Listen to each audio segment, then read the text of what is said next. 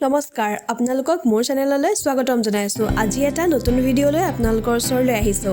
অসমীয়া সাহিত্য জগতক এক চিৰসেউজ নাম হ'ল ৰূপকোঁৱৰ জ্যোতিপ্ৰসাদ আগৰৱালা। আহকচোন আমি তেওঁৰ বিষয়ে 10টা শাৰী চাওঁ। প্ৰতি বছৰে 17 জানুৱাৰী তাৰিখে শিল্পী দিৱস উদযাপন কৰা হয়। 17 জানুৱাৰী দিনটো হ'ল ৰূপকোঁৱৰ জ্যোতিপ্ৰসাদ আগৰৱালা দেৱৰ মৃত্যু তিথি। তেখেতৰ 1903 চনৰ 17 জুন তাৰিখে ডিব্ৰুগড় তামোলবাৰী চাহ বাগিচাত জন্ম হৈছিল। তেখেতৰ পিতৃৰ নাম আছিল পৰমানন্দ আগৰৱালা। তেখেতৰ মাতৃৰ নাম আছিল কিৰণময়ী দেৱী। তেখেতে প্ৰথম অসমীয়া বোলছবি জয়মতী নিৰ্মাণ কৰিছিল।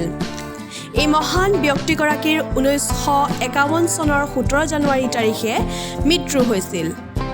সুন্দৰৰ পূজাৰী জ্যোতিপ্ৰসাদ আগৰৱালা দেৱক স্মৰণ কৰাৰ লগতে তেওঁৰ গীত মাতসমূহ চিৰদিনলৈ জীয়াই ৰাখিবলৈ প্ৰতি বছৰে 17 জানুৱাৰী তাৰিখটো শিল্পী দিৱস হিচাপে পালন কৰা হয়। 17 জানুৱাৰী দিনটো প্ৰথমে শিল্পী দিৱসৰ সলনি জ্যোতি দিৱস হিচাপে পালন কৰা হৈছিল। জ্যোতিপ্ৰসাদ আগৰৱালাই ৰচনা কৰা গীতসমূহক জ্যোতি সংগীত বোলা হয়।